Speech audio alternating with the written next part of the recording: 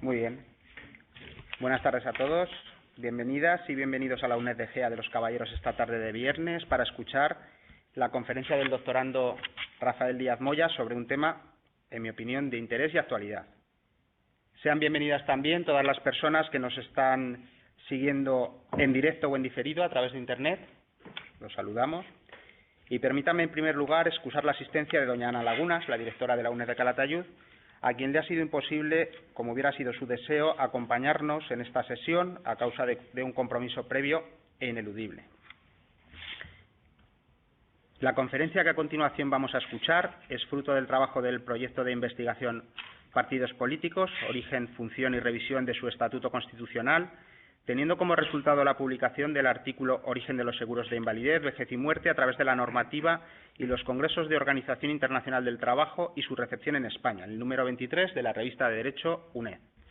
Un artículo riguroso, pero a la vez accesible para los no iniciados en la disciplina, como es mi caso.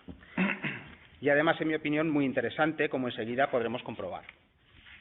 Resumiendo al extremo, el artículo indaga sobre el concepto de invalidez y las evidencias en las diferentes y sucesivas normativas, intentando dilucidar, y cito textualmente, la existencia del origen real del concepto de invalidez como derecho social exigible que permita diferenciarlo de la atención que se dispensaba al inválido de carácter proteccionista o si, por el contrario, existió una evolución de un proceso de sistematización, de la asistencia. Fin de la cita. La clave aquí se encuentra en las palabras derecho social exigible. Y es aquí donde se pone de relieve la actualidad de la conferencia que escucharemos a continuación. Seguro que a todos nos vienen al pensamiento las manifestaciones o marchas de las personas jubiladas a cuenta de la revalorización de las pensiones, y es el de la sostenibilidad financiera del sistema público de pensiones, en mi humilde opinión, un debate social pendiente de celebrarse en profundidad. Al fin y al cabo, hablamos nada más y nada menos que de uno de los 4 pilares del moderno estado del bienestar, junto con la sanidad, la educación y la dependencia. Algunas cifras para dar contexto al asunto. En torno al 42% del gasto de los presupuestos generales del Estado 2018 actualmente prorrogados corresponde a pensiones, casi la mitad.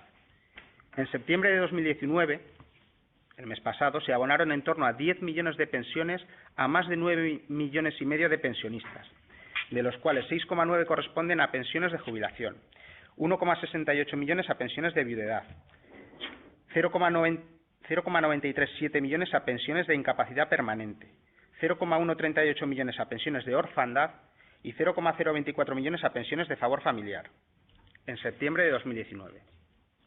La pensión media el mes pasado se situó en los 993 euros mensuales, siendo la pensión de jubilación media de 1.140. Justo hace 10 años, la pensión de jubilación media se situaba en 857 euros, un 30% más en los últimos 10 años. Así, y en resumen, conocer y comprender el origen del sistema actual, analizar su evolución y su raigambre jurídica nos permitirá afrontar el debate que tenemos que afrontar sobre la cuestión con un conocimiento racional y científico, y es de agradecer. Y para ello contamos con el doctorando Rafael Díaz Moya, justo a mi derecha, estudiante de la casa, que es diplomado de Trabajo Social por la Universidad de Zaragoza y graduado en la misma disciplina por la UNED, Máster Executive en Economía Social por la Escuela de Organización Industrial y Máster Universitario en Políticas Sociales y Dependencia por la UNED, en ambos becados, y que en estos momentos está doctorando en Derecho y Ciencias Sociales por la UNED. Cuenta con diferentes publicaciones además, y quiero recordar por último el reconocimiento que le concedió la UNED de Calatayud, la insignia de mérito, mediante acuerdo de Junta Rectora el 23 de noviembre de 2015, que se materializó en el acto de apertura de aquel mismo año aquí, en la sede de GEA de los Caballeros. Aprovecho para invitarles el próximo jueves 21 de noviembre al acto académico de inicio del curso, que celebraremos también en EGEA, en esta ocasión en el Salón de Actos, y que en esta ocasión es más especial si cabe con motivo del 10º aniversario de la creación del aula universitaria, para lo cual no podemos de nuevo sino reiterar nuestro agradecimiento al Ayuntamiento de GEA de los Caballeros por su imprescindible colaboración. Le paso la palabra al concejal José Antonio Remón, de Derechos Sociales, Calidad de Vida y Servicios Ciudadanos, y delegado de la UNED en el Ayuntamiento de GEA de los Caballeros. Bien, gracias. Lo primero, buenas tardes. Y quiero agradecer que se pueda hacer hoy esta conferencia Agradecer que se pueda hacer en esta aula, en esta tercera planta que es la sede de la UNED NGA, tercera planta del Centro Cívico Municipal, porque, bueno, esto se encuadra, como ya se ha comentado, se encuadra dentro de lo que son los actos de conmemoración del 10º aniversario de la instalación de la UNED NGA. Dentro de estos actos, pues hace, por ejemplo, 20 días estábamos aquí en esta misma sala realizando una jornada sobre el yacimiento de los Bañales, yacimiento romano que tenemos en nuestra comarca, una jornada muy interesante que desarrolló la UNED, y además tenemos ahora también una exposición durante este mes que también es una de las actividades complementarias de la UNED. Bien, esta charla es interesante por varios motivos. En primer lugar, por el ponente, alumno de GEA, un alumno además brillante, se puede decir así, un alumno brillante, como lo demuestra su trayectoria en la UNED, que actualmente está haciendo la tesis doctoral de Derecho, y que pues para nosotros es un orgullo que haya sido un alumno de GEA y es un alumno que esté aquí entre nosotros, y que me consta que también ha tenido parte en que hoy tengamos aquí esta charla. Gracias. Y gracias a la UNED, como he dicho, por todas estas actividades y por continuar durante un año más haciendo esta posibilidad, permitiendo que desde GEA, desde este territorio de las 5 villas, podamos participar en todos los alumnos, o sea, en todos los estudios que nos ofrece la UNED. Bien, hoy vamos a tratar de un tema muy interesante, las pensiones. Las pensiones es uno de los pilares fundamentales del estado de bienestar. Eso supone que como vamos a ver ahora, toda la trayectoria que se ha llevado hasta llegar al punto donde estamos, pero también habría que introducir pues, el factor que tenemos ahora de incertidumbre de su mantenimiento en el futuro. Es decir, ahora estamos en un impasse en el que pues, bueno, hay que aclarar cómo se consolida este sistema, hay que aclarar qué vía se le va a dar, qué camino se le va a dar, con el objetivo prioritario de que las pensiones, tal como están hoy y tal como son un medio social fundamental para el mantenimiento de la protección social, se tienen que mantener. Y a partir de ahí hay que buscar los caminos que sean necesarios para su estabilidad, como digo, y asegurar su futuro. Bien, estamos seguros de que eso será así, porque no puede ser de otra manera, pero para eso es muy conveniente conocer cómo hemos llegado hasta aquí y la importancia que tiene hoy en la sociedad y también la importancia de mantenerlo y consolidarlo. Bien, estudios como este pues nos ayudan pues a conocerlo mejor y nos ayudan pues a tener una capacidad de reflexión y una capacidad de crítica para valorar lo que son las pensiones en nuestra sociedad. Bien, gracias.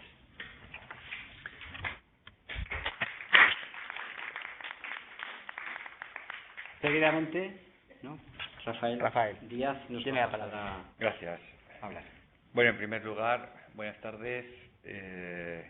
Agradecer la intervención tanto de José Antonio Remón, concejal del Ayuntamiento, tanto como Luis Simón, secretario de la UNED de Calatayud, y en tercer lugar a Verónica Martínez, directora de la UNED de GEA, sin la cual esto no habría sido posible.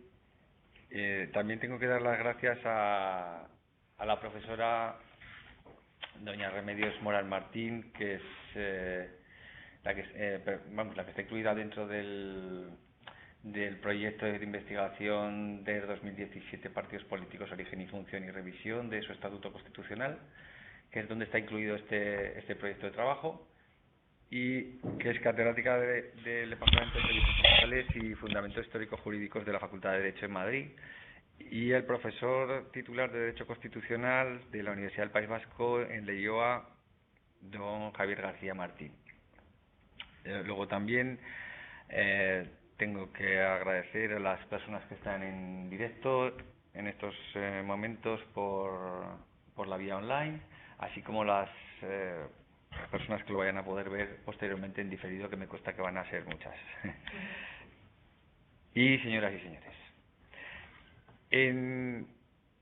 abundando en lo que ha comentado el señor concejal Antonio Remón, bueno, pues todo el proceso que nos ha llevado a la derivación antiguamente los seguros sociales y ahora toda la política social española pues sí que coincido con que ha sido un sistema de consolidación del sistema de protección social harto difícil de cumplir en los primeros puestos, que seguramente ahora, como veremos, pues posiblemente todos podríamos aprender de las dificultades que se tuvieron en un principio para poderlo llevar a cabo, y efectivamente que se pudo llevar. Luego haremos unas menciones posibles a partir del año 36, del 39, pero se centra sobre todo desde el inicio del origen de los seguros sociales, desde el año 1883, que fue cuando el primer germen, hasta el año 36, y luego haremos una mención posterior. Entonces, si les parece, pues tenía preparado una presentación le doy aquí, ¿no? Tenía una presentación, y así, pues para mayor disfrute de los alumnos en directo y en diferido y las personas que tenemos aquí, pues va a ser más sencillo. Como les comentaba, pues este trabajo se encuentra adscrito al programa de ayudas para la formación del personal investigador predoctoral, del cual yo estoy incluido, por los profesores Remedios Morán Martín y Javier García Martín. Bueno, lo primero que tenemos que tener en cuenta es el proceso el concepto que se daba antiguamente, y de ahí viene todo el proceso de los seguros sociales, del concepto de inválido. Entonces, la primera referencia la tenemos en 1725, en el que hacía referencia al cuartel de inválidos en lo referido al ámbito castrense, ¿no? En la primera referencia académica, pues se establece como una cédula de inválido que concede el rey a algún soldado por algún acto de guerra, por algún hecho que fuera punible a efectos de un conflicto armado. Después, el primer registro como concepto exclusivamente castrense, definido en el Diccionario de Legislación y Jurisprudencia de Scriche, en 1847, vuelve a referirse al soldado que por haber quedado estropeado. Digo estropeado porque es literal, o sea, los oficiales, sargentos, cabos y soldados. Entonces, voy a hacer aquí un apunte, aunque luego lo vamos a ver posteriormente, en el que sí, la Constitución de 1931 republicana ya anticipó que tuvo mucho que ver en el primer concepto jurídico de invalidez, que también tuvo mucho que ver es el convenio de 8 de junio del 33, aprobado en la 17ª Conferencia Internacional del Trabajo, que este punto importante, que luego ya lo vamos a ir viendo, derivaba del accidente de trabajo o enfermedad profesional por causa no imputable a todo el que por falta de capacidad no pueda ganar al menos un tercio de lo que ganaría un asalariado sano y en la misma localidad. Esto es español, este apartado es español. La normativa internacional no era tan, ya lo veremos después, no era tan específica. Entonces esto sí que es una obra española, este aspecto, porque antes se decía que no pudiera trabajar, bueno, en líneas generales, pero entonces dijeron en España que somos más, digamos, españoles. En Europa no lo habían caído en este asunto. Entonces en España se dijo, bueno, ¿sabes? Sí, pero que no pueda ganar al menos un tercio de lo que ganaría una persona normal, pero, y además en una localidad concreta. No es lo mismo en los Altos Hornos, en Bilbao, cuando estaban, que en el textil en Barcelona a principios de siglo.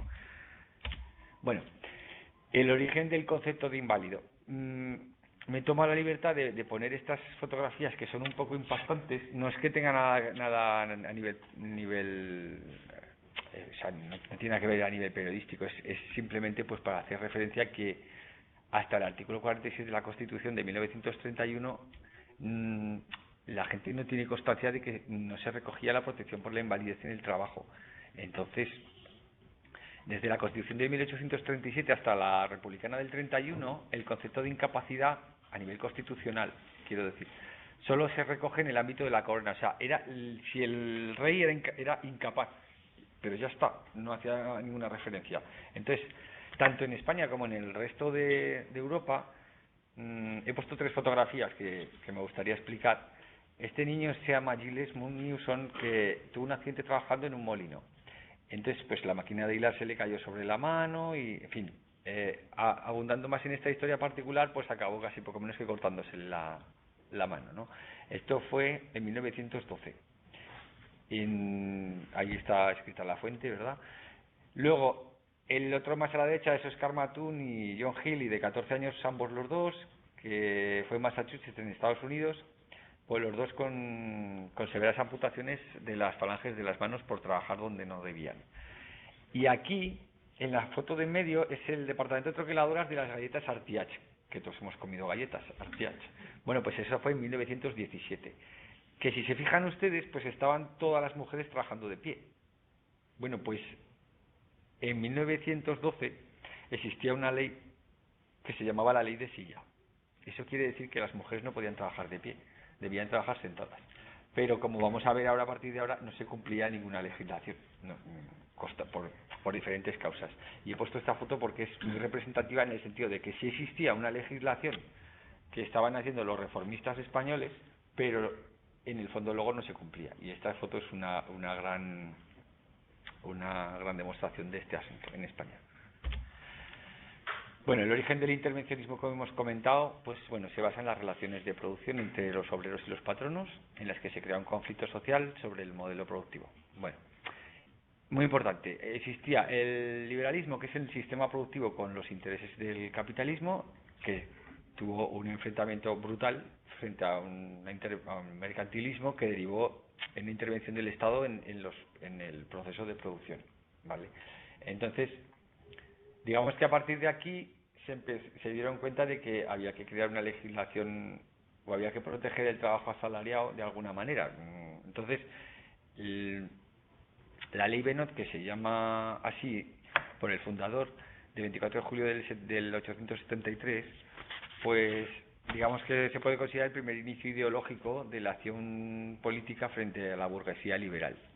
¿Por qué he puesto subrayado desinterés gubernativo? Pues porque... Es que lo tengo aquí. Porque en este sentido, tengo aquí apuntado que todo esto lo hemos estado indagando en todas las legislaturas anteriores, en las actas del Congreso de los Diputados, etcétera. Entonces lo tenía aquí registrado porque nos quedamos muy impactados de verlo, si no lo hubiéramos podido poner aquí.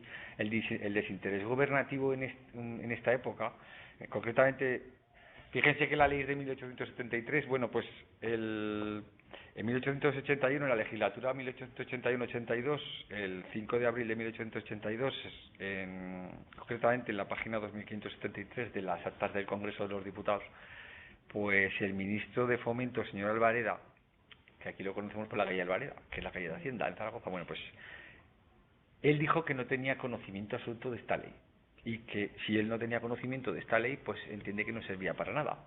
O sea, ¿hasta qué punto se estaba en este caso diciendo que, bueno, como yo no tengo conocimiento, pues se supone que tampoco los patronos tampoco tendrán conocimiento, y si no se ha puesto en práctica y no ha habido denuncia por parte de nadie de esta ley, pues en principio no sé para qué está, pero en principio pues debería de...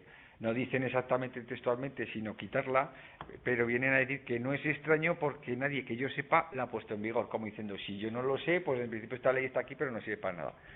Cuando esta ley es la fundamental porque regula las condiciones de trabajo por primera vez.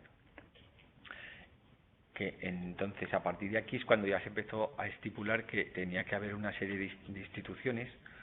Ya se empezaron a plantear las primeras ideas, como la Comisión de Reformas Sociales en 1876, que si se fijan, pues sería 3 años después.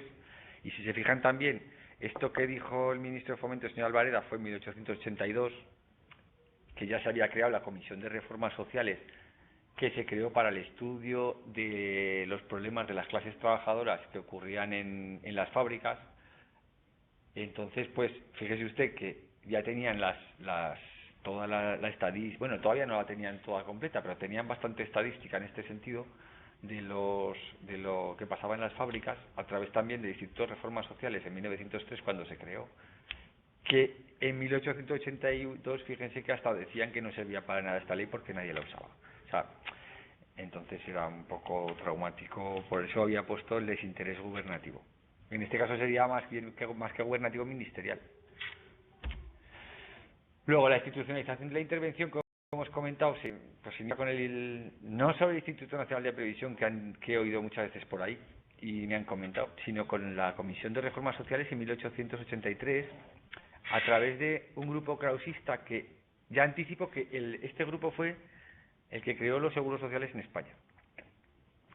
Uno lo conocemos mucho, era clausista, pero era más bien católico, que era Inocencio Jiménez, que aquí en Zaragoza tenemos un centro de especialidades. Bueno, pues ese fue uno un integrante del grupo krausista, liderado por Moret. Estaba Boilla, Posada, Morote, Azcárate, en fin, había varios, también Inocencio Jiménez, Canalejas, en fin, había varios que ellos decían que había que analizar los problemas sociales por las estadísticas aquellas que habíamos hablado, pero a través del reformismo social, o sea, institucionalizar un proceso de reforma, no intervenir por la fuerza por cualquier, digamos, asunto que no estuviera, porque en aquella época todavía no se había, estaba viniendo de Inglaterra las rebeliones sociales, en fin, todavía no estaba todavía muy formado, y el grupo krausista fue pionero en este asunto, ¿no?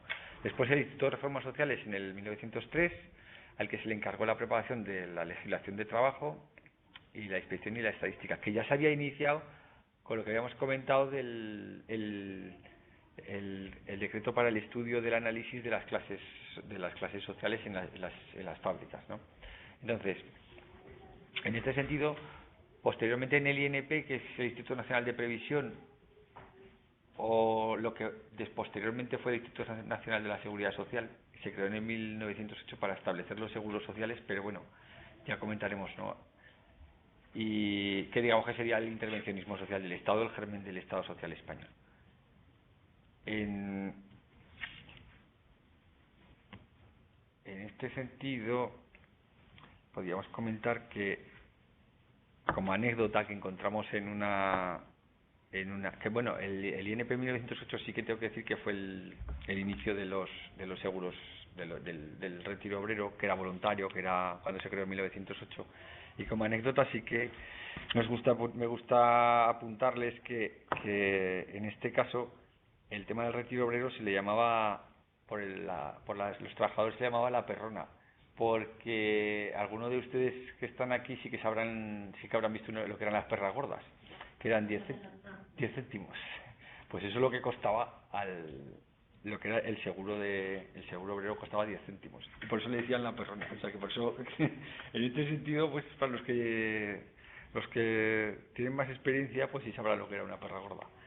Entonces, bueno, en cuanto a la legislación de la protección y salvando este impasse, pues bueno, lo que hemos comentado, había un mayor avance, mayor relación sociedad-estado, pero estábamos en el mismo problema. Siempre existían, en cuanto a la protección del trabajo, siempre existía o un desinterés gubernativo o un desinterés a nivel de la protección, y siempre venía por parte del ámbito liberal. Me refiero de los parlamentarios liberales, en el Parlamento español que existían reformistas, estaban de republicanos, liberales, más de régimen católico, o sea, había de muchas, como hoy en día, vamos, básicamente, ¿no? Pero en aquella época pues ejercían una presión bastante fuerte que la justificación liberal venía a decir que lo que no se podía hacer, o que veían ellos en contra, ellos tenían una postura liberal de dejar un laissez-faire, entre comillas, que decía que venía del Estado francés, que es dejar hacer, en el que cada uno era responsable, un individualismo brutal en el que cada uno era responsable de sus problemas, y eso es lo que no estaban en contra, pues los reformistas, ¿no? Que no veían claro que tuviera que cada uno dejarse su libre albedrío sin la intervención del Estado, que es lo que había sido hasta ahora. O sea, en el antiguo régimen es lo que había pasado. O sea, es que se venía de ahí, históricamente, hacia atrás se había venido, no había existido nunca ninguna protección estatal. De hecho, en el Estado decimonónico pues no existía protección. Entonces es la primera vez que se empieza a manifestar este hecho, ¿no? Entonces, en cuanto a la legislación de la protección, sí que luego ahora lo comentaremos, ¿no? Pero vamos, en cuanto se estableció el tema del accidente de trabajo, que es la primera ley, la ley de accidente de trabajo en la industria, que por eso se llama LATI, de 30 de enero de 1900, que protegía a las mujeres y los menores. Por lo que hemos visto antes, se obligaba a trabajar a las mujeres hasta el último día, en fin, del embarazo, trabajar jornadas de 16 horas. A los niños menores de 10 años también trabajaban porque ayudaban a la familia. Se creó una ley y un reglamento, pero entonces esta ley no tenía garantía de perfección, ¿no? Que sí estaba, pero no se cumplía. Eso era lo que ocurría. Tenemos que destacar el 10 de julio del 3, la primera vez en la historia en España que el reglamento de incapacidades admite una incapacidad temporal y una incapacidad permanente, por lo menos a nivel teórico, aunque también existieron dificultades que ahora veremos cómo se solventaron en su cumplimiento. Porque aquí lo que tenemos que tener claro es, para los oyentes y los que nos están viendo aquí en el público, es que existía una legislación bastante compacta y bastante completa para ser originaria, pero el problema es que sí que tuvo muchísimos enemigos en contra, tanto a nivel patronal, a nivel gubernativo, a nivel ministerial, por las distintas ramas liberales, a nivel de incluso de los propios ayuntamientos. Ahora luego lo explicaremos. Tuvo tantísimas frentes en contra que fue bastante difícil por parte de, ahora lo comentaremos, de la Inspección de Trabajo, de poder solventar todo este asunto, de poder acaparar todo este problema y poder intentar solucionarlo de alguna manera y proteger a las mujeres y trabajadores, mujeres y menores, nada menos. Que no digo que los trabajadores tuvieran mejores condiciones, que tenían peores condiciones las mujeres y los menores, en este sentido, ¿no? Por ejemplo, la ley de descanso semanal de 11 de abril de 1904 tampoco se cumplía, en el que se decía que por lo menos se tenía que descansar los domingos. Bueno, pues no se cumplía tampoco, porque como los más mayores recordarán que los domingos era en los pueblos día de rastro, pues bueno, pues se iban a vender lo que se había producido entre semana. Entonces, claro, pues tampoco se tenía día de fiesta, porque muchas veces, o a lo mejor hay gente que trabajaba en la fábrica y luego los fines de semana se iba al campo. Entonces, pues se estableció la ley de descanso semanal republicana, por lo menos para que dejaran descansar un día. Entonces, bueno, pues aquí he ido poniendo una serie de leyes. Sobre todo es importante destacar el Código del Trabajo del año 26, en el que se mejora la legislación, el decreto del año 31 de la Agricultura y sobre todo la Ley de Contrato de Trabajo, que fue 9 de diciembre del 31, en la que sí que lo he puesto porque había muchísimas cosas para poner. Digo, jolín, ¿qué pongo? Pues que no sé qué poner, porque había tantas novedades. Como pueden ver ustedes, la novedad, en el periodo republicano existieron muchísima legislación sobre la protección social, cosa que no había existido antes ni existirá después, si se fijan. Pero este sí que lo he querido poner, porque es la primera vez que no se podía despedir a una mujer por el hecho de casarse. Decir, que me quiero casar, despedida. Esto era lo normal. Esto era lo que no había. Hasta la ley de contrato de trabajo del 31, pues la nulidad del despido podía venir por matrimonio o por maternidad. Digo, que me quedo embarazada, pues despedida.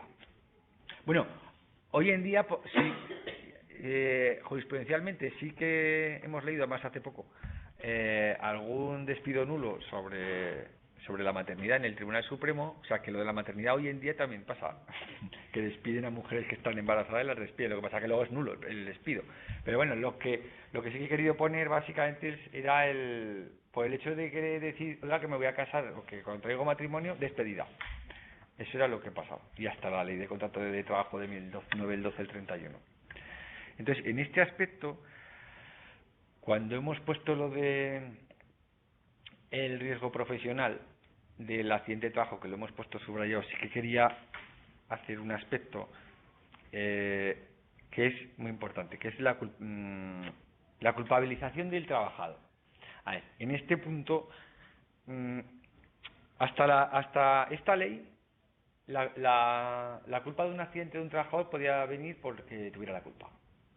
Usted tiene la culpa, pues oiga, pues ya está. No tiene ni va a cobrar indemnización, ni salario, ni nada, absolutamente cero, porque tiene usted la culpa de no haber metido la mano ahí. Entonces, esta ley de 1900, nada más y nada menos, es la que, por lo menos teóricamente, es la que tiene el elemento objetivo del riesgo y va a ser empresarial, no va a ser laboral. Pero mire por dónde la fuerza liberal, pues, encontró un resquicio en el Tribunal Supremo.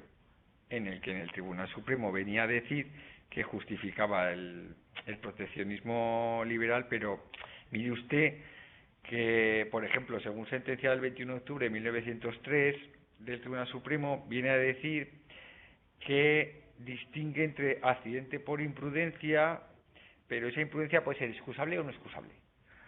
Que mira por dónde todas acababan siendo inexcusables. O sea, que en el fondo, el que tenía un accidente, niños, por ejemplo, niños que podían tener un accidente, pues no cobraban ninguna subvención, ni ayuda, ni nada que marcaba en la ley, porque decían que había sido por su culpa. En este sentido era, en una interpretación extensiva del concepto legal de operario, que estoy leyendo textual de la sentencia 1903, del 21 de octubre, este tipo de excusabilidad no la tiene por qué asumir el patrono, porque siendo en este sentido responsable de los accidentes ocurridos a sus operarios. O sea, esto es lo que viene.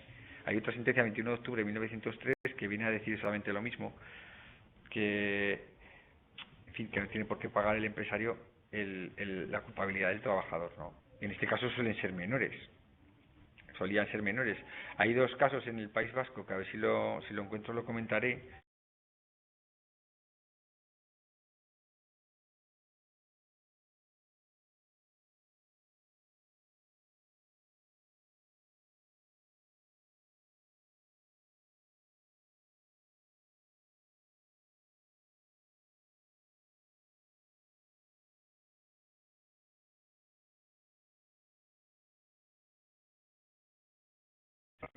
Literal o no se escribió literal, pero bueno, es lo que marcaba la memoria de la Inspección de Trabajo, ¿no? Luego, la legislación de protección, tenemos en el 32 con el seguro de la industria, el retiro obrero, ya digo, en el 1908 les he comentado que era... Un momento, ¿vale? Sí. Comprobar esto que se ha servido. Así se ha desconectado. No Sí. pasa nada, vuelvo a entrar y lo vuelvo a mandar. Conectamos. Mira, así encuentro lo del... Así todo el tiempo. Eso, lo del niño. Ya está, no pasa nada.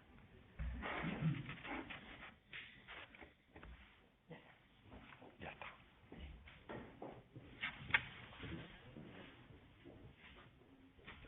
Vale. Lo del el retiro obrero, habíamos comentado que en el 1908 se crea el Instituto Nacional de Previsión con el establecimiento de los retiros obreros, pero los retiros obreros, pues si alguno pregunta luego en las dudas, ya es que tenía aquí una chuleta antes que nada, porque como surgirían dudas, digo, bueno, pues acaso las voy cerrando vaya todas, no, así que me pregunte luego algo que no sepa responder, que alguna habrá, supongo, espero. Entonces, en 1908, cuando se crearon dice, oiga, ¿cómo creó el retiro obrero y luego en el 19, hasta el 19 no se creó el retiro obrero obligatorio? Dice, pues porque resulta que en el 8 era un régimen de libertad subsidiado, digamos, voluntario, ¿no? Se compaginaba un régimen de libertad del seguro y la responsabilidad del Estado. Sin embargo, en el 19 ya se establece el retiro obrero obligatorio, ¿no? Que ya participación del Estado, que digamos que es la iniciación práctica al seguro de invalidez en 1921. Y luego ya el seguro de muerte, que, bueno, pues he puesto unas fechas aquí de creación y su regulación dentro de lo que son los seguros sociales. Y muy importante, lo he puesto como ficha aparte, porque España en este sentido, otros acuerdos posteriores no los ha tenido en cuenta. En cuanto al hilo, la institución del trabajo a nivel mundial, ¿vale? No lo tuvieron. La Organización del Trabajo a nivel mundial, otros acuerdos no los han tenido en cuenta, pero en el periodo republicano, porque estuvieron en las propias reuniones de la Organización del Trabajo, estuvo Posada, estuvo Builla, estuvo Morote, estuvo, en fin, todos los reformistas, Inocencio Jiménez, que ellos estuvieron en las propias reuniones con Alemania, Francia, Inglaterra, Dinamarca, en fin, para decir la postura española y lo que querían convenir para España. Entonces es muy importante el apartado 13 del Tratado de Versalles del 19, de la Organización del Trabajo, en la que, sobre todo, la protección contra las enfermedades mediante pensiones de vejez e invalidez. Dicen, anda, es la primera vez que se oye la palabra pensión. Pues tenemos que dar una pensión al que quede inválido. Claro, porque es que si no... Sí. Derivado del trabajo. Al principio solo era derivado del trabajo, no era que no tuviera nada que ver con el trabajo. Al principio solo del trabajo, pero bueno, era el primer paso. Tenía que existir una protección en este sentido por la invalidez o por la vejez. La 16ª Conferencia del Trabajo del año 32, ya ven ustedes que ya ejerce un papel fundamental Adolfo Posada, que como verán en la siguiente ficha, era un miembro muy destacado de reformista, que era krausista, que era un técnico muy importante, pareja de trabajo de Inocencio Jiménez, de todos los krausistas. De hecho, en Asturias, que este señor era asturiano, en Asturias tiene un montón de calles. Aquí en toda España tendría que tener también un montón de calles Adolfo Posada, porque fue uno de los principales reformistas que también a raíz de él tenemos los seguros sociales. Entonces, él decía que los principios novedosos del retiro obrero tenían que ser, hay que proteger la pérdida de la capacidad del trabajo. Hoy en día no se protege como él establecía. Sobre todo, me tiene que incluir a los asalariados sin distinción de estado civil, sexo, nacionalidad, entre los 16 y los 65 años. Y luego, otra cosa muy importante, que hoy no lo tenemos todavía, es que me tiene que tener usted en cuenta la variación de la edad del retiro según la profesión. Oiga, es que no es lo mismo que me retire, porque soy peón de albañil, que ahora dicen que me tengo que retirar a los 67 años, sin hacer ninguna distinción del tipo de profesión. Bueno, pues esto ya se planteaba en 1932 y hoy todavía no lo hemos conseguido, ¿no?, en este asunto. Luego, la 17ª Conferencia del Trabajo de Ginebra, en julio del 33, en el artículo 9 y 23 sí que establece el principio novedoso del seguro de invalidez, que es lo que hemos comentado al principio, que esto sí que es típico español, típico of Spanish, porque en Europa no se había llegado a tal detalle. Pero como aquí somos así, pues dijeron, no, déjalo así, vamos a ir más al fondo porque no vaya a ser que luego resulta que digan, usted sin prestación. Es que no pudiera ganar un tercio habitual del trabajo en comparación con un trabajador sano, con la misma formación y en la misma localidad. Eso es lo que se puso. Y es lo que se aceptó, se aprobó, de hecho se aprobó en el 1935, y se le debe a Posada. En la Segunda República, en la 17ª Conferencia Internacional del Trabajo del 33, España sí que firmó todos los acuerdos y previos, y se les ocurrió, sobre todo a Inocencio Jiménez, Vicente, el que, oye, pues ya, vamos a ver, tendríamos que unificar los servicios sociales, en ese sentido, los seguros sociales. Entonces, ¿cómo lo hacemos? ¿Como coordinación o como regulación? Porque había diferentes ideas, ¿no? Entonces, lo que sí es que se tenía claro es que lo que había que acudir, y esto es textual, en auxilio de los económicamente débiles, mediante un sistema de unificación coordinado, en fin, en el que o fuera por coordinación o fuera por reparto o por otro tipo de sistema, otro tipo de reglas, pero bueno, el hecho era en cuestión en que había que incluir el seguro de enfermedad, accidentes, vejez, invalidez y muerte. Claro, ¿cuál es el objetivo? Pues bueno, remediar la pérdida total o parcial de la capacidad laboral, compensada con una retribución. Esto era la base fundamental. Entonces, según la base primera, en el retiro obrero, pues la conversión del seguro de vejez, invalidez y muerte en la Conferencia Internacional del Trabajo del 33 fue un hecho súper importante, y luego la implantación del seguro de maternidad. Y luego la base más importante es la base tercera, que viene a determinar que la Ley de Contrato de Trabajo del año 31 es todo beneficio derivado del trabajo, a efectos de contrato. O sea, esto no pasa hoy. En el año 31, con la Ley de Contrato de Trabajo, se consideraba salario a todo lo beneficio, como pone aquí, todo lo que venga del beneficio derivado del trabajo. Eso era salario. Hoy en día, por ejemplo, hay muchos conceptos de salario que yo lo he visto porque me han enviado a lo mejor muchos, oye, este contrato, mira, a ver, porque en comparación con la nómina, pues es que resulta que no cuadra mucho. Y dices, ya, pero es que esto no te lo han contado como salario, te lo han contado como tal. Pues esto no te lo han contado a la hora de cobrar la prestación por desempleo, pues no cobras lo que uno se esperaba, porque le están pagando unas ciertas cantidades que le habían dicho que sí, pero luego resulta que es que no, porque no están metidas como salario, sino como, en fin, otro tipo de prestaciones no cotizables. Un jaleo están haciendo en las nóminas en determinados sitios que es impresionante. Bueno, pues esto no ocurría en el 31 a nivel teórico. Luego, relativo al objetivo del concepto jurídico de invalidez, la base cuarta es una novedad impresionante, en el sentido de que la redactación, ya se hablaba de las redactaciones de puesto de trabajo en cuanto a la invalidez, y que se tuviera que contemplar a la familia de efectos de servicios y prestaciones. Y relativo a la definición de invalidez en la relación asalariado, sobre todo, no deja de verse el asunto de seguir con el aspecto de las subjetividades, ¿no? Que más concreción en España que en los convenios de Ginebra, lo que hemos hablado antes, la determinación de la invalidez apreciable, porque en España era más sui generis en este sentido en la aplicación legislativa patronal, en fin, pues este tipo de que luego lo veremos. Luego, en resumen, hasta este aspecto, y a ver, vamos bien de hora, vamos, ya, hay que, 10 minutos nos quedan.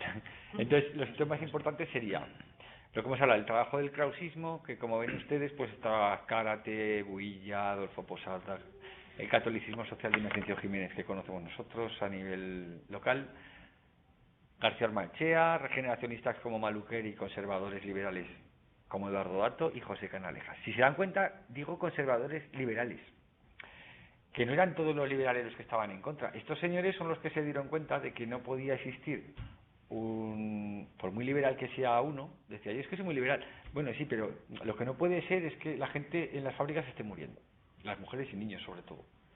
Entonces, estos fueron los que se dieron cuenta de que había que hacer algo en España en este sentido, por mucho que fueran conservadores liberales, pero eran reformistas, como por ejemplo le pasó a Eduardo Dato y a José Canalejas, y ellos veían la necesidad de hacer reformas jurídicas, sociales y laborales, ¿no? Entonces, muy importante la creación del Servicio Estatal de Estadística, como les he comentado, una gran cantidad de legislación y asunción de España por los tratados internacionales y el intento de unificación de los seguros sociales. Luego, la cuestión social, pues como sin duda Cárate, pues la define muy bien como la situación de debilidad jurídica del obrero en peor situación que la mujer. O sea, el obrero ya estaba en situación desventajosa, pero es que la mujer como obrera aún estaba en peor situación que el obrero, como persona masculina, ¿no? En este sentido. Y sobre todo, yendo abajo, Gonzalo Capellán, que es una eminencia, además bastante joven, que está en Inglaterra, que está en Reino Unido, él dice, que es español y es una eminencia, y dice que él lo define como el mal social fruto de una mala organización de la sociedad y del sistema de trabajo resultante de la nueva economía industrial. Esto casi lo podríamos aplicar a la nueva reorganización industrial 4.0 que dicen que viene a nivel de los robots, etcétera, etcétera, porque es que valdría para hoy la misma definición. Entonces, como les explica el tema voy a ir resumiendo un poco, en cuanto a la preparación de las reformas de trabajo del 4 de septiembre y de los censos obreros, los problemas del reformismo es importante, que aquí sí que me voy a parar 2 minutos para explicarles en este sentido.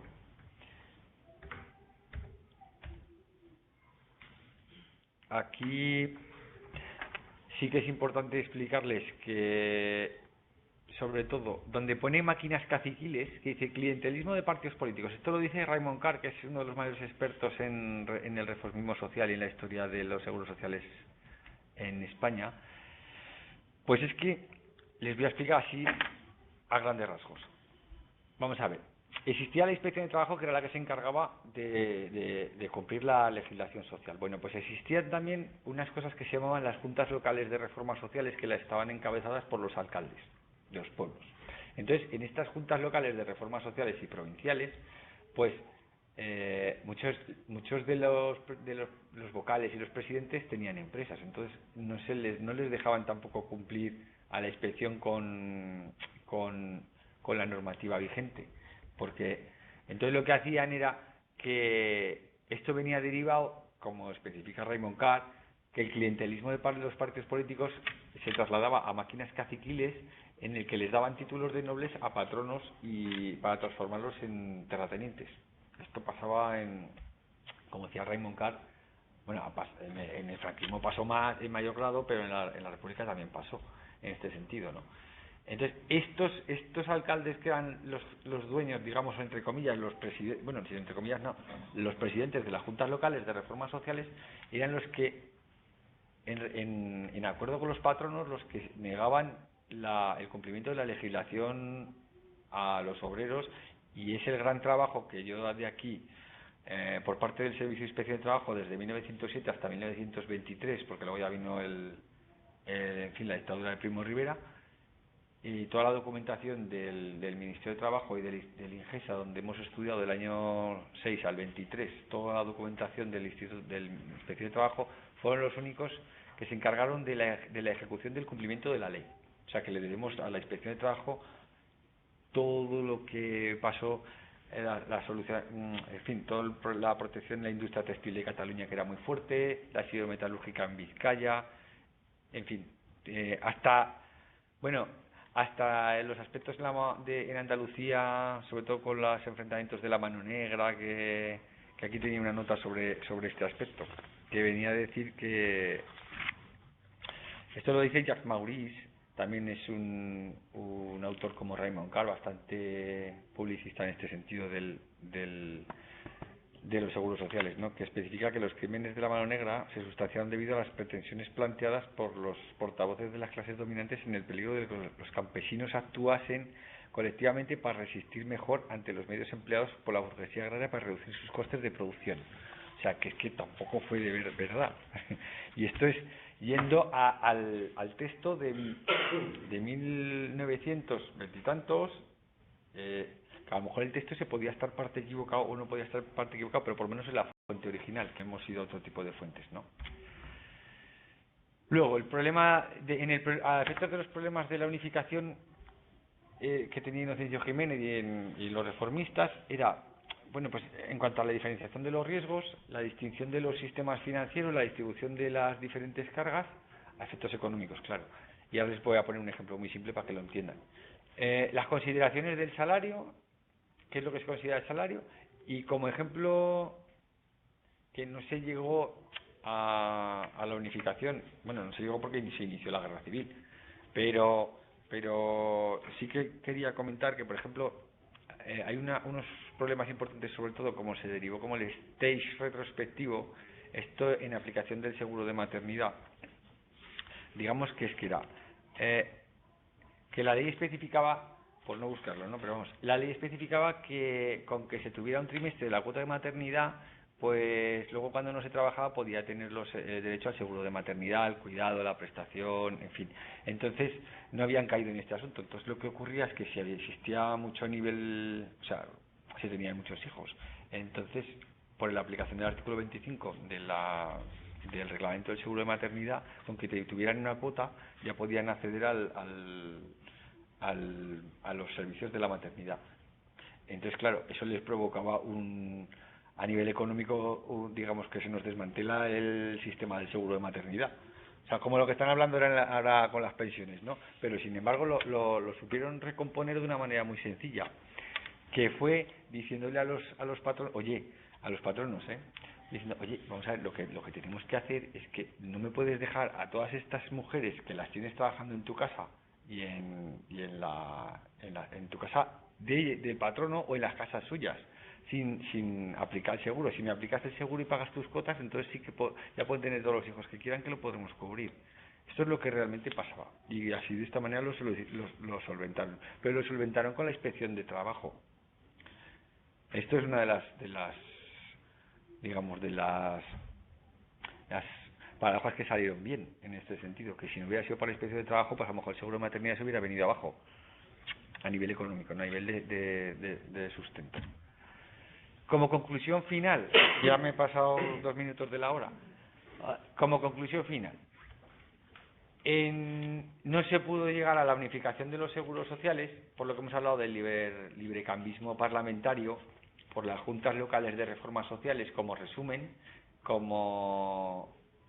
los alcaldes eran los presidentes de las juntas y no dejaban, y he puesto aquí luchas sindicales entre UGT y la CNT. Bueno, esto es que como lo nombra muchísimo la inspección, pues lo hemos puesto porque el tema era que UGT se vio beneficiado por diferentes legislaciones, ¿no? Entonces, en este sentido, cuando se vio beneficiado por las diferentes legislaciones, pues la CNT no le pareció bien, y entonces digamos que utilizaba esta serie de disconformidades con el parlamentarismo español, pues para establecer una serie de manifestaciones, por ejemplo como el seguro de maternidad, para que las mujeres no pagaran la cuota, ¿no? Pero luego realmente lo que sí que estaban en contra era de la lucha sindical, iban en contra de UGT por la lucha sindical, por, digamos, las crónicas dicen con las fuentes oficiales, por favorecimiento de la legislativa hacia la UGT. Pero vamos, el aspecto fundamental fue los alcaldes de las juntas locales de reformas sociales que no aplicaban la legislación, el librecambismo parlamentario, sobre todo, que no, en la defensa de patronos y no les, vamos, lo que hemos comentado nada más empezar, que no les parecía bien la aplicación de los seguros sociales. Y entre todo este tipo de previsión teórica, aplicación práctica, pues entre la rama liberal librecambista, que no existía un convencimiento político, que sobre todo estaban opuestos a un proteccionismo del Estado, que eso fue lo que evitó la puesta en marcha de los derechos de los seguros sociales antes de la guerra civil. Esa fue la razón fundamental. Lo que pasa es que nosotros rascando hemos ido a parar hasta las luchas sindicales, pero no se podía ir más allá. Que esperamos ir hasta el fondo del fondo. Entonces, y sobre todo tenemos que dar las gracias en este sentido al gran trabajo de la Inspección de Trabajo Republicana, que logró ejecutar el cumplimiento efectivo de la protección social, pero no pudo evolucionar y no se pudo porque vino la guerra civil. Entonces, lo que sí que quería apuntar, ya finalmente, que el periodo de recontextualización franquista, bueno, pues de todo el trabajo que hemos hablado, que estamos hablando de 50 años, desde 1883 a 1936, pues se lo pulió el régimen franquista de un plumazo. Suspendió todos los trabajos de la Segunda República, que habían sido un trabajo de 50 años, que podía haber servido para bueno, de hecho, lo que digo siempre, en este sentido ni se cambió el nombre del Instituto Nacional de Previsión que se creó en 1908, pues a seguir llamando, ni siquiera se preocuparon de cambiar el nombre ni de hacer nada, en fin, se suspendieron todos los aspectos, se desechó la unificación por el seguro obrero, por el PSOE, que se ejecutó con prisa. Esto de ejecutado con prisa no lo digo yo, lo dicen los autores de la época. Luego, esto sí que fue demoledor. No se pudo realizar la unificación ni siquiera hasta el año 66, hasta la creación de la Ley de Seguridad Social por el régimen franquista, porque existían unas pugnas brutales entre el Opus Dei y Falange. Entonces, entre que a uno le daba a Franco el Ministerio de Trabajo, como fue Falange, le daba lo del movimiento, al otro le decían pues el régimen del Opus Dei a nivel de seguros sociales, las guerras entre ellos, pues había tal fragmentación, porque Franco lo que dio fue que existía un gran desorden asistencial y, como pone aquí, una gran complejidad por duplicidad institucional privada, porque Franco dio los seguros sociales a instituciones privadas. Entonces, esto no lo llegó a solucionar ni siquiera la Ley de Seguridad Social del 21 de abril del 66. Y donde pone uno del 67 con recortes, para finalizar, diría uno, ¿y qué recortes? Pues mire, los recortes fueron, es que sobre todo esto vamos, cuando lo hemos descubierto nos hemos quedado impresionados porque no lo sabíamos, es que existían dos textos a nivel articulados de bases de seguridad social. Aunque todo el mundo se piensa que hubo un texto, pues no, hubo dos. Entonces, el texto de 28 de diciembre del 63, no se sabe, solo hubo uno que fue el del 21 de abril del año 66, en el que decía que no podía haber uniformidad en las prestaciones según el régimen. Por ejemplo, existía el régimen general y el régimen especial, pues podía haber habido uniformidad de prestaciones, ya que creamos la ley, pues no se quiso optar por ese asunto.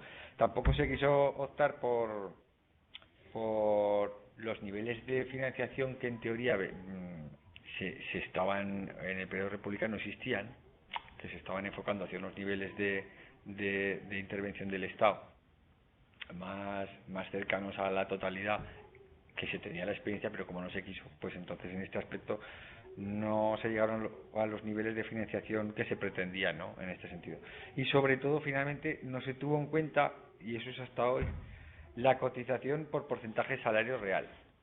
Si hoy en día se tuviera en cuenta todos los conceptos del salario por porcentaje real, pues de salario tendríamos unas pensiones de jubilación pues altas, bastante más altas. Lo que pasa es que se pone salario, base trienio y antigüedad, y vale, Oiga, pero es que yo aquí tengo esto que no me lo han metido como salario, pero me lo han metido como esto, pero era de trabajo porque... No, pero es que aquí pone solamente para jubilación o para desempleo, para accidente, por enfermedad, para no sé qué, esta cantidad. Ya, pero es que esto no es lo que yo cobro. Ya, pero es que lo pone aquí.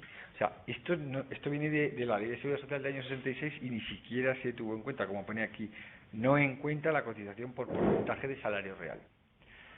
Y hoy en día hemos llegado a estas alturas por toda esta serie de cosas. Entonces, pues, finalmente les agradezco que me hayan soportado este peñazo. En absoluto. Y muchas gracias por oírme.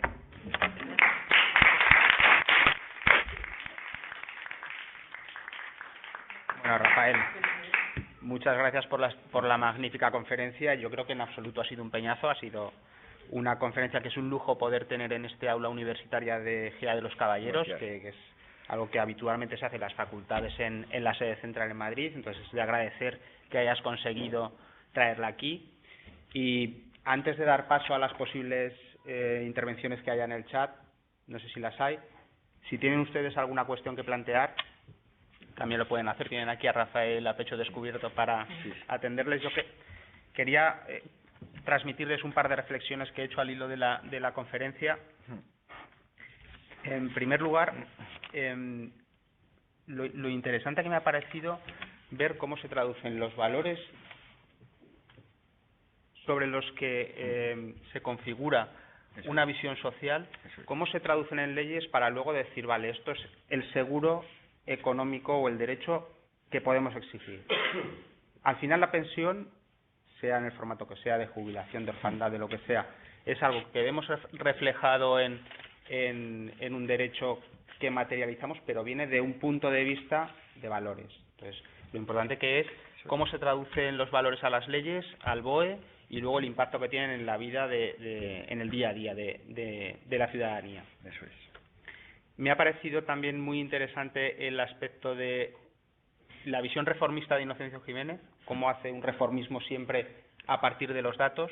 Me planteo, ¿qué haría hoy con todos los datos que tenemos y toda este Big Data y los sistemas que tenemos para poder conocer nuestro mercado laboral, todas las circunstancias que nos concurren? ¿Qué haría hoy este señor? ¿Qué podría hacerse? Por otro lado, el tema de los seguros, ha habido un momento en el que has hablado de la unificación, cuando ocurre el periodo de la unificación, que dice literalmente, para acudir en auxilio de los económicamente más débiles. Esa es la base fundamental. Cómo tiene un punto de vista totalmente de protección, y ahí cómo choca con el ámbito liberal de individualismo puro y duro, cómo se nota la tensión entre lo que es una perspectiva individualista y una perspectiva de clase social o clase, y cómo eso hay que armonizarlo. Si me permites, la doctrina económica liberal de la época, leo literal, es que decía, nosotros estamos opuestos al proteccionismo del Estado porque la actividad económica de España debe desenvolverse sin la intervención del mismo, del Estado, basado únicamente en el interés individual, coincidente con el colectivo o no, y en el principio de la oferta y la demanda, preconizando la libertad de comercio por la División Internacional del Trabajo y de la solución automática de las crisis. Pero automática, todo automático, y si no se solucionan, pues no se solucionan, pero a nivel individual, ya está, ahí se quedaba la cosa. Eso era el liberalismo, que es igual hoy. Que sigue siendo igual hoy. Por eso. Y esta parte de la protección, al final, cómo se enlaza con el tema de la inspección de trabajo, que muchas veces vemos como un instrumento fiscalizador para las empresas, pero que en realidad es un mecanismo de protección que tiene que tener el trabajador. Sí, temas como el no cumplimiento de la legislación, pues parece que hoy en día tampoco es algo tan alejado en el tiempo, sino que es un fenómeno que podemos ver hoy, por ejemplo, con el tema de los riders que he escuchado esta mañana, de la uberización del trabajo y demás. Sí. Y ya, no sé si hay alguna intervención. En el análisis de la inspección de trabajo, sí que es verdad que fue el análisis que hemos hecho ha sido del año 1907 a 1923, se habrán sido aproximadamente unas 6.000, 7.000 memorias. Dentro de lo que son los capítulos de la memoria de cada año, pues había más o menos unos 6 o 7.000 folios, es lo que hemos analizado para determinar cuáles eran las empresas que más delinquían o que no cumplían la ley. Bueno, que no es que hubiera específicamente, eran las catalanas, pero porque había una base textil importantísima en España y las del País Vasco porque eran los Altos Hornos, en fin, todo lo que era, pero no por otra cosa, sino porque era donde más había, básicamente. Eso era lo importante. ¿Alguna pregunta? Sí, yo es que un poco el origen que estás hablando todo el rato, yo cuando los acuerdos estos internacionales de Versalles, pero quería saber un poco por iniciativa de quién se hacen estos acuerdos, porque a mí me suena, no sé nada de esto, a las reuniones del G7 o del G20. No sé si era porque ya las asociaciones obreras que ya en Inglaterra habían empezado a organizarse. Eso es, sí. Por presión de estos, o también tampoco creo que los gobiernos por iniciativa propia dijeran, bueno, pues ahora pobres trabajadores, vamos aquí a... Entonces no sé muy bien, por la iniciativa de los empresarios... No, Sí, lo explico. No, se explica perfectamente. Es que estaba abriendo el documento porque como sabía que lo iban a preguntar, pues lo tengo el documento original aquí, que son como 462 páginas, que sí que se lo paso porque es muy interesante, que es el origen del Tratado de Versalles. Entonces, en 1919, que se publicó en Madrid, en 1920, por la famosa Hijos de Minusa de los Ríos, y especifica, literalmente le voy a leer, y se declara en el prólogo que lo del Tratado de Versalles del año 1919, viene a decir que es la esencia de... A ver, aquí. Que es la esencia de la mejora de los derechos del trabajo en el aspecto del apartado número 13 de la defensa de las disposiciones de los tratados para la mejora de la producción y del trabajo de las clases sociales. O sea, lo que hemos hablado de los 400 y pico páginas del Tratado de Versalles no hemos ido a entrar, solamente a lo relacionado con la enfermedad, los seguros sociales, el trabajo, la invalidez, etcétera. Entonces, ahí sí que en la página 448, que además lo tenía por aquí citado, por si me lo preguntaba, así que se lo agradezco. En la página 442 estaba este aspecto, y entonces, yéndonos a la página 442, en el aspecto, por decírselo exactamente, porque no me gusta hablar de memoria porque son tantas cosas que luego uno se suele equivocar, ¿no?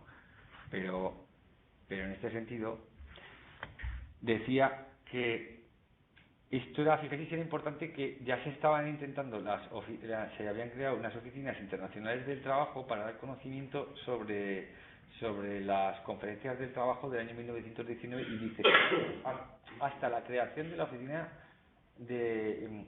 hasta la creación de la Sociedad de Naciones, que ya tenía la idea de crearla. Entonces, como la primera reunión venía sobre la aplicación fíjese si era importante que le leo textual, y es el documento original, de 1920, que el Comité Internacional de Organización estará formado por 7 personas designadas respectivamente por los gobiernos de Estados Unidos, Gran Bretaña, Francia, Italia, Japón, Bélgica y Suiza, que es a lo que me preguntaba en este sentido, ¿no? Y el comité, que fueron ellos. Luego España en el año 32, como hemos hablado, sí que participó a través de Posada y demás, porque en las reuniones del 16º y tal, pero estas primeras reuniones sí que el orden del día, que vino a raíz de Estados Unidos, Gran Bretaña, Francia, Italia, Japón, Bélgica y Suiza, como especifica aquí, crearon el comité, y este comité pues determinó invitar a otros miembros, que participó España también, en el que el orden del día era la aplicación y principio de la jornada de 8 horas, la semana de 48, la prevención del paro y sus consecuencias, el empleo de las mujeres. Por eso se aprobó en cuanto al empleo de las mujeres y los niños, para que no trabajaran los niños menores de 14 años.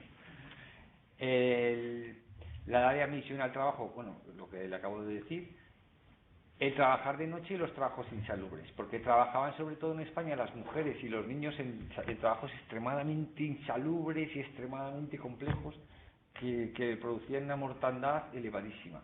Entonces, esto ya se había planteado en el prólogo del Tratado de Versalles, en la sección 1 de 1919, sobre todo el el querer reconocer, como dice el artículo 427, el bienestar físico, moral e intelectual de los asalariados de occidentales, digamos occidentales, que sería pues toda la Europa del Este, Estados Unidos, en fin, todos los países que le he comentado. Y este fue el origen. Pero no fue porque, simplemente porque Inglaterra, Francia y Alemania, que fueron, sobre todo en Inglaterra, se dieron cuenta de que en el inicio de la Revolución Industrial, a principios del siglo, estaban, digamos, entre comillas, cayendo como chinches en las fábricas, sobre todo los niños. Entonces se dieron cuenta que, bueno, pues que esto había que reglamentarlo a nivel europeo, a nivel occidental, porque por la entrada de Estados Unidos, de alguna forma, ¿no? Y entonces por eso se fueron creando esta serie de organismos y de organismos que fueron derivando en la primera conferencia, la segunda, la tercera, ahora no sé si vamos por la 80 o por ahí, 80 Conferencia Internacional de Trabajo. No sé si les resultó la duda. Pues gracias. Pero vamos, se lo agradezco porque digo, seguro que alguno me preguntará este asunto y me he traído el documento original, que si quieres me da el correo y se lo facilito porque es que estos documentos cuesta un poco sacarlos, pero es el tratado original y sus antecedentes. Gracias, de todas maneras, lo agradezco mucho. A mí me gustaría hacerte una pregunta que es casi más una valoración personal, porque cuando primero te agradezco mucho el esfuerzo pedagógico, porque es un tema muy complejo, muy largo. Sí, muy complejo. Y sobre todo me gustaría, cuando has empezado a hablar de la legislación, sobre todo en los años 30, 31, 32, corresponde a la Segunda República, más o menos, y bueno, pero realmente incluso antes, ¿no? A partir de la ley de Silla que has nombrado, que parece una cosa como ahora nos parece muy surrealista, pero sin embargo en el 19, por ejemplo, ya se empiezan a estipular cosas, sujetos de derecho, que todavía estamos en ello. Es decir, de alguna manera se anticipa. Uno podría pensar que ha habido una evolución, que poco a poco estas leyes han ido mejorando, y sin embargo, en una visión muy general, te das cuenta de que estamos todavía en la misma dialéctica, es decir, se están peleando por los mismos derechos y anticipando, es decir, esto pertenece un poco al momento industrial, ¿no? de la sociedad. Ahora que nos enfrentamos a otro cambio nuevo, la tecnología, la robotización, como bien apuntabas antes, se habla, por ejemplo, de rentas básicas, la renta básica universal y todas estas cosas que imagino está bastante emparentado con las pensiones, ¿no? Sí. Con el espíritu de la pensión. ¿Cómo es? No veo, me gustaría que dieras una valoración sobre cómo ves esto. Es decir, ¿se podrá llegar en algún momento dado a pasar esta frontera, ¿no? Esta especie de Rubicón de asumir de una vez por todas estas exigencias, del diálogo social, entre ellas las pensiones? Pues, o nos enfrentamos tal vez a otro debacle tipo la revolución industrial inglesa, ¿no? Pues hombre, yo espero que no, porque, o sea, visto lo visto, pero lo que sí que tengo que decir es que el otro día, entre las cientos de miles de revistas jurídicas a las que estamos suscritos, pues uno va leyendo todos los días a efectos de legislación laboral, legislación social. Pues el otro día vi una que ha pasado como inadvertida o está pasando como inadvertida, pero es desde mi punto de vista brutal en el sentido de que vamos otra pérdida de derecho social, y es que esto viene del Tribunal Supremo, a la Sala Cuarta del Tribunal Supremo. Hasta hace 4 días, bueno, pues un señor que tenía un accidente de trabajo, una enfermedad común, que no podía trabajar, se le reconocía una incapacidad permanente para su profesión habitual, tenía concedido el 33% de discapacidad solamente por el hecho de que el Instituto Nacional de la Seguridad Social pues le tuviera reconocida una incapacidad permanente. Bueno, pues ahora ya no. Entonces, esta serie de legislación a nivel tribunal, que no provenga de la legislación por los cauces constitucionales, digamos, en este sentido, ya no ni del Ejecutivo, porque el Ejecutivo, yo estoy muy en contra de legislar mediante Real Decreto. Yo soy partidario más bien de que una legislación buena, como se hizo en la época, tenía que ser mediante un consenso parlamentario. Entonces creamos una ley orgánica mediante consenso parlamentario que nos va a durar ya bastantes años. Pero esto de que legisle y a lo mejor me estoy metiendo en un jardín que no sé, pero vamos, mi opinión es que no soy partidario de que el Tribunal Supremo en este sentido legisle, aunque tenga su poder, claro, lógicamente, y su capacidad para poder legislar. Pero es que también es verdad que el Tribunal Supremo en otras cosas sí que ha enmendado la plana a un gobierno en diferentes aspectos, no solamente temas sociales. Pero yo soy partidario de crear la legislación, referente a la legislación social, en crear legislación social a nivel de consenso parlamentario. Ni por Real Decreto, ni porque lo diga ni por enmendar el Tribunal Supremo, porque en este caso concreto pues se ha hecho una faena que sí que se alegan una serie de cosas que yo estoy totalmente en contra, como que es discriminatorio que un señor por tener una incapacidad permanente le den una discapacidad del 33% en comparación con el que no ha trabajado, pues que tiene que ir a solicitarla para que se la den. Hombre, pues a lo mejor es más difícil que te la dé el Instituto Nacional de la Seguridad Social una incapacidad que los servicios de las comunidades autónomas. No lo sé. Entonces es que hablar así con esta alegría por parte del tribunal, pues no sé.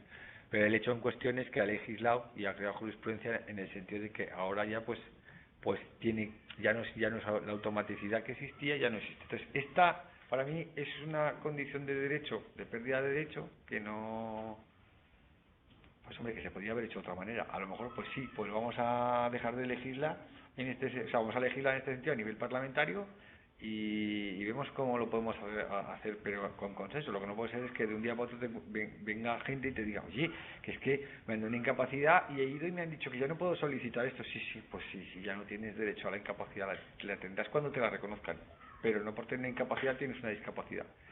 Y este es un ejemplo como muchos otros que me he ido encontrando al cabo de los días, pero es que hay cientos, no es cientos. Son dos tendencias muy opuestas, ¿no? Sí. Por un lado tienes un grupo de gente que está hablando de las tasas sobre la robotización, sí, de la renta básica universal, y por otro lado el efecto práctico es que estos derechos que en el 31 y el 32 ya estaban enunciados, sí, ahora empiezan a aparecer, y ahí se ha polarizado todo el diálogo.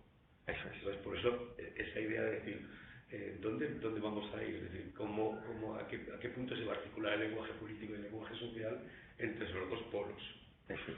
Pues mira, en este aspecto el reglamento de incapacidades es de memoria no me lo sabía, lógicamente, es de 10 de julio de 1903. O sea, quiere decir que, en principio, pues ya que se admitía la incapacidad permanente del trabajo a efectos. En este aspecto no se valoraba la discapacidad porque no era solo relacionado con el trabajo, ¿no? Pero lo que, apuntando lo que tú comentas, pues es que tiene toda la razón, yo estoy totalmente de acuerdo. Bueno, yo quería en primer lugar felicitar por la conferencia y luego, bueno, de lo que has dicho más o menos parece ser que, no sé, se puede decir que el krausismo, el movimiento krausista, fue la base, el motor ideológico que dio lugar a las reformas sociales en España desde 1876. Tajantemente sí, y aún he dicho lo mismo y no es la primera vez que lo digo. Ojalá tuviéramos otros krausistas del siglo XXI, ojalá, y que fueran los que, porque estos fueron los que pusieron de acuerdo a todas las ramas de todos los partidos, de todas las ramas parlamentarias para hacer la reforma social. Existían grupúsculos como los liberales que tenían una amplia representación parlamentaria en el Congreso de los Diputados, pero de alguna manera u otra los supieron reconducir para aprobar. Pues yo sí le digo lo mismo, ojalá hubiera una representación krausista hoy en día a nivel parlamentario, pero con los pies en el suelo, porque estos señores tampoco es que se tiraran por los seguros sociales y vamos a hacer seguros sociales para todos y venga aquí. Estos señores tenían los pies en el suelo diciendo, como lo que hemos hablado del seguro de maternidad, ¿cómo podemos hacer un seguro de maternidad pero que no se nos vaya de madre a nivel presupuestario? Que lo haga el Estado. Es como si ahora hoy en día sería impensable que saliera un parlamentario igual autonómico que a nivel general, es decir, vamos a crear otro seguro. Bueno, se le echarían encima, vamos, pero se le echarían al pescuezo, pero todo, de golpe, pero todo, tanto de la derecha, del centro, de la izquierda como medio pensionistas, todos. Pero ¿cómo vas a crear un seguro nuevo? O un sistema de protección nuevo. Bueno, el último que se creó, porque nos lo estaban dando de palos por toda Europa, y es la ley de la dependencia, que fue en 2003. Ese fue el último seguro, digamos, seguro nuevo, que no es seguro, que fue la ley de la dependencia, pero porque ya no lo estaban diciendo en Europa, oye, es que sois los únicos que no esto. Pues estos señores fueron los que hicieron eso. Que si no llega a ser por ellos, pues aún estaríamos como en tiempos decimonónicos sin protección todavía de nadie. Bueno, no, porque esto, si se han fijado, por parte europeo ya nos estaban recomendando que lo que se venía haciendo en Inglaterra, Francia y Alemania era lo que había que hacer. Pero bueno, España podía haber dicho, como en el régimen franquista, no, yo en 40 años no quiero saber nada de nadie. Pero estos señores solo fueron los que fueron a Europa, los que dijeron, oye, hay que hacer esto porque está bien hecho. De hecho, tampoco fueron perfectos, porque por ejemplo Dinamarca en el año 26 dijo que había que establecer una paga, o lo que tenemos hoy las pensiones no contributivas, que son los que tienen una discapacidad pero no han trabajado, por ejemplo un niño de 0 a 3 años, ¿no? Bueno, pues eso ya se dijo en el año 26 por parte de Dinamarca, no salió adelante, pero bueno, los daneses ya lo dijeron en el año 26. Pues sí, en resumidas cuentas, tajantemente sí. ¿Alguna otra cosa? Otro pequeño apunte. Oye, y los escritos liberales, tanto se oponen, no intuyeron el negocio que había debajo de las pensiones, quiero decir. Pues si lo tengo aquí, además, o sea, tengo la cita específica de quién era, pero es que ahora me la tengo. No lo voy a encontrar, pero bueno.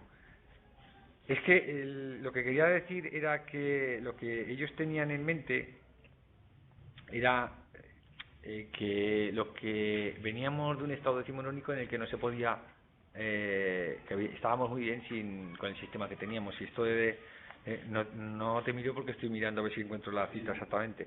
No podíamos dar la protección porque hasta el momento no se había dado, pues para qué la vamos a dar. Entonces eso de una intervención del Estado, que era una cosa totalmente novedosa en España, nueva, pues es que no tenía razón de ser. Y esto viene de parte hoy no me acuerdo, lo tengo por aquí apuntado pero no me acuerdo, en una comparecencia parlamentaria en 1884, que viene a decir eso, que dice que para qué vamos a entrar en este asunto si nos ha ido muy bien hasta ahora. O sea, que como estos que venían de la Institución Libre de Enseñanza, de la ILE, por parte de Gómez Indud Azcárate, que para qué iban en fin, que no era, esto de los seguros sociales era una cosa novedosa, que cada uno que se buscara las castañas, ¿no? Que eso de la intervencionismo estatal que no podía ser. Y no miraron más allá, es que eran ellos, ¿no? Ni vieron si era más rentable, si no podía ser más rentable, ellos no miraron más allá. Sí, más listos. Oye, cuando encuentre esto ya te lo diré, que la tengo por aquí. Oye, gracias. Muy bien. Pues si os parece, vamos a cerrar la sesión. Solamente para concluir, invitaros a poder seguir, si queréis venir presencialmente, encantados, y si no, a través de Internet, la lección inaugural del próximo acto de apertura del curso en Calatayud, por parte de la catedrática de Filosofía del Derecho, Ana María Marcos del Cano, que yo creo que está muy relacionada, que llevará como título La vulnerabilidad y su valor normativo para el derecho y las políticas públicas. Nada más y nada menos, que yo creo que engarza perfectamente con el tema que hemos tratado hoy de manera magnífica por parte de Rafael. Gracias. Y si os parece, cerramos la sesión. Muchas gracias.